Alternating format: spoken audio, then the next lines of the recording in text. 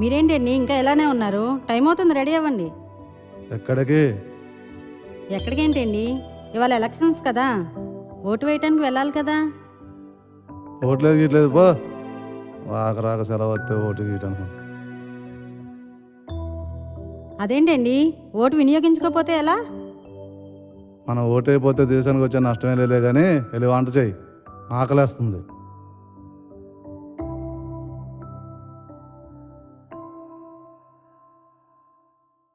రే మామా, ఉమ్? నువ్వేంట్రా ఎక్కడ ఉన్నావు? ఎలక్షన్ కదరా, ఓటేయడానికి వచ్చాను. ఏంటి, అమెరికా నుండి ఓటేయడానికి ఇక్కడికి వచ్చావా? అది అంత ఖర్చు పెట్టుకొని ఉమ్, ఉమ్. అవసరమేరా? అవసరమేరా.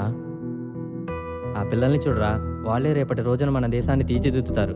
వాళ్ళ కోసం నేను ఆ మాత్రం రాకపోతే ఎలా? మ్మ్. నా యొక్క ఓటు దేశ భవిష్యత్తుని మారుస్తుందంటే నేను ఎక్కడి నుంచైనా వస్తాను. ఇంకా ఎక్కడ ఉన్నావే, వెళ్ళు. ఏంటన్న అలా అంటారు? మీరు వేసే ఓటు మా భవిష్యత్తును నిర్ణయిస్తుంది నాన్న.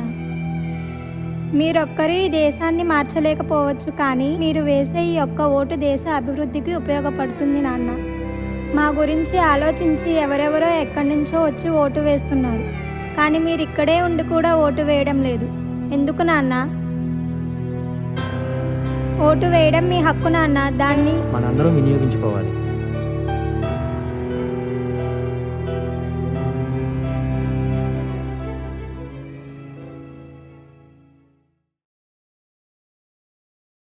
సరే అమ్మా, 2 నిమిషాలు రెడీ వస్తాను.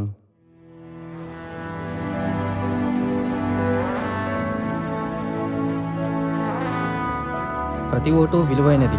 ప్రజాస్వామ్యానికి పునాది ఓటు. ఓటు హక్కుని వినియోగించుకోవడం ప్రతి పౌరుని బాధ్యత. అందరూ మే 13న ఓటు వేసి మీ బాధ్యతను నెరవేర్చండి.